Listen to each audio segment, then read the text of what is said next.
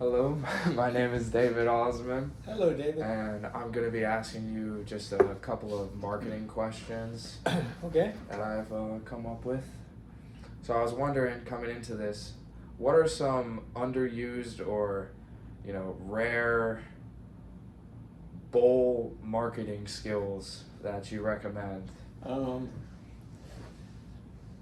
I think the thing that people miss the most is the fact that that your number one marketer is your customer. Okay. Okay.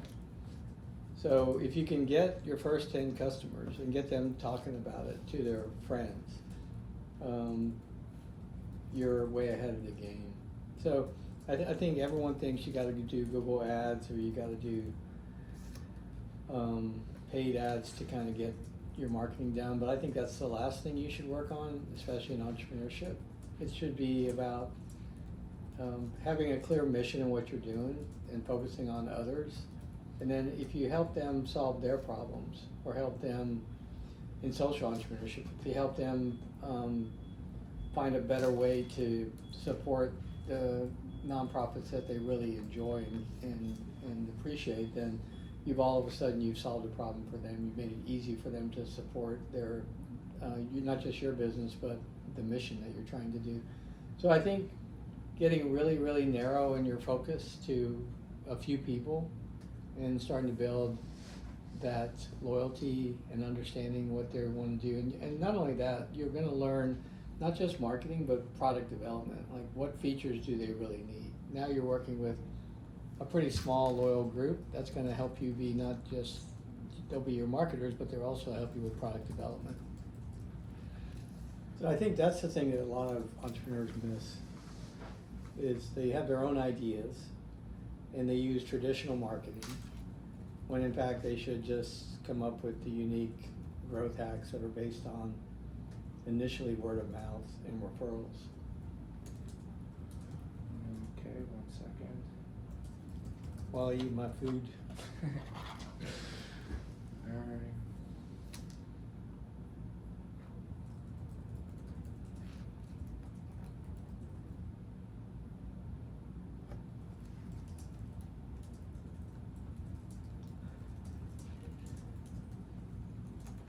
And the way I did it with my company in Luxembourg was I had other relationships of people I've known for years, and they were my best referrals to other new people to meet. And so having a referral of someone that you built a relationship with for over many years, it's really easy to get a door open.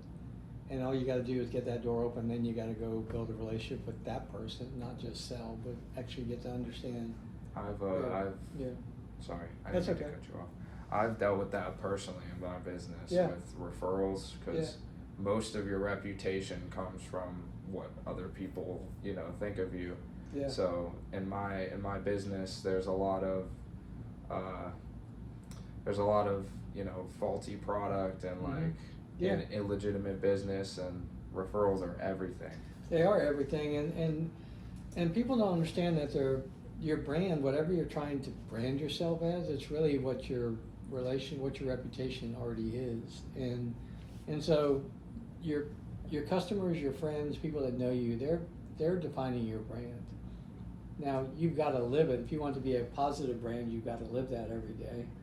But it could be a negative brand based on the way you treat people, or you're not following through on things. All of a sudden your brand, no matter what you put on your website, is what people think. So what skills do you think entrepreneurs need to succeed in that type of marketing? I think, again, I'm going to get back to one thing, which is, first of all, you got to be curious about something. Because if you're not curious, you're not going to dive into you're not going to become an expert in it, and you need to be an expert in what you're trying to do. And the only way you do that is by grinding, and working really hard.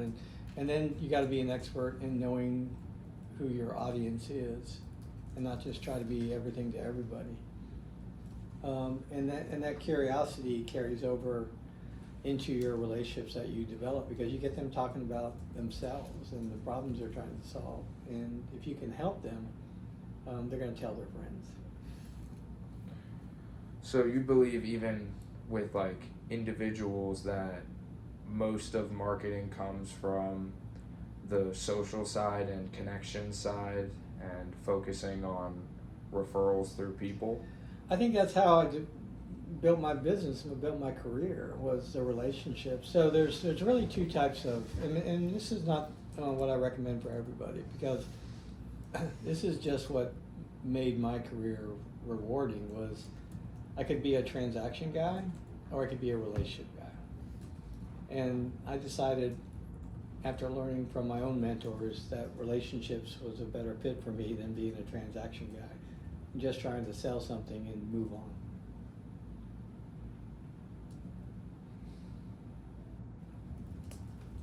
Because even after you sell them, you've got to take care of them. There's going to be questions, there's going to be support they need, there may be new features. So if you're always focused on the relationship, no matter what you're selling, then I think you're going to be fine.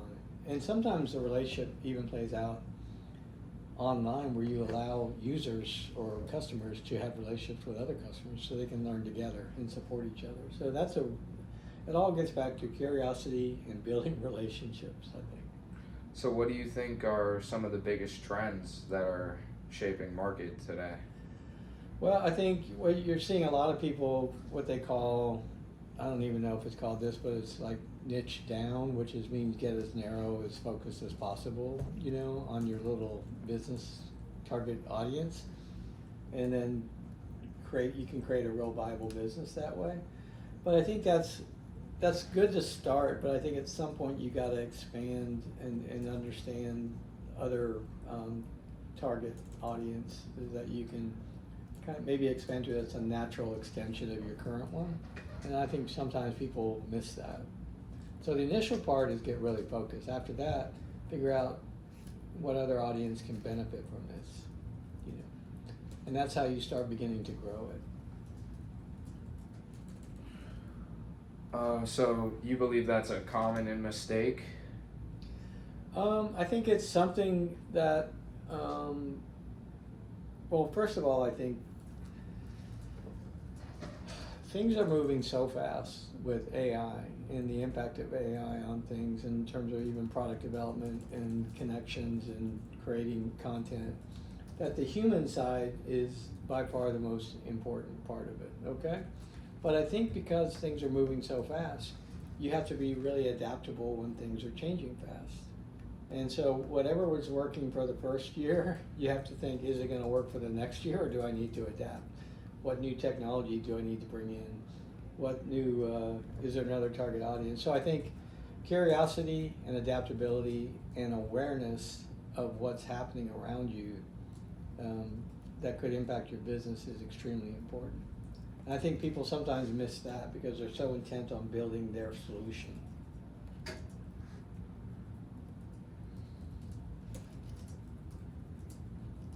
The other thing they may miss is the fact that they built it for one audience and to do one thing, and people may be thinking about it in a different way and using it for something else, and all of a sudden that may open up a market for you. So you always have to be curious about what they're using your thing for, whatever that solution is, and be open to rethinking it while you're building it.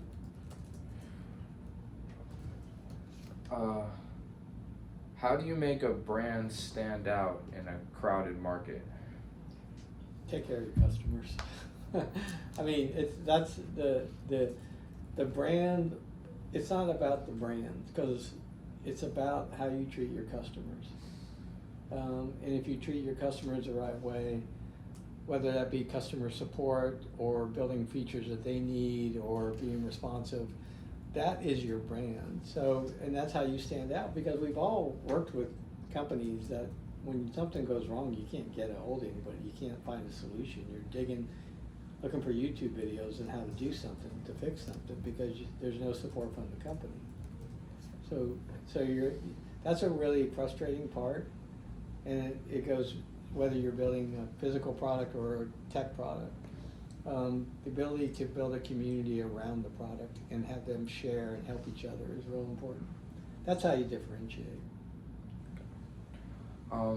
What marketing tools do you notice that are most appealing to the younger crowd?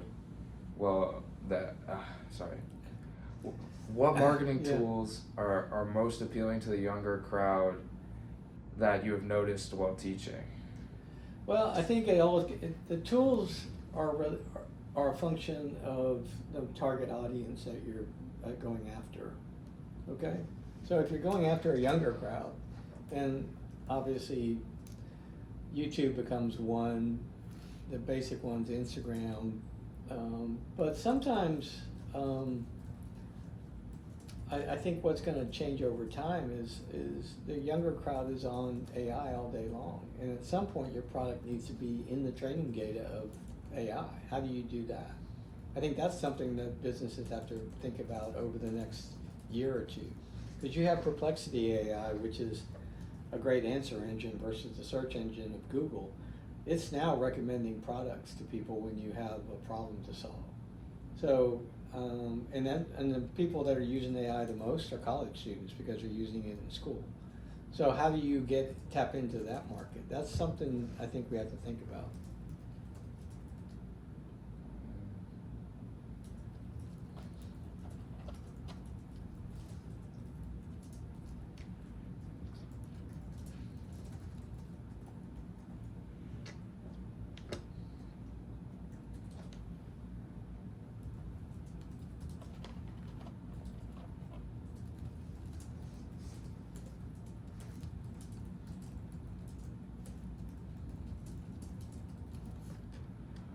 And then finally, do you have any other important tips for future marketers or business owners to reach your level of success in the future? Yeah, don't sell, just build relationships and solve problems for people. Do not sell your business. Got it. Don't sell it. Don't sell it. Just solve problems for people. Tell the world about the problems you're doing. Have your users tell the world about the problems that you're solving for them.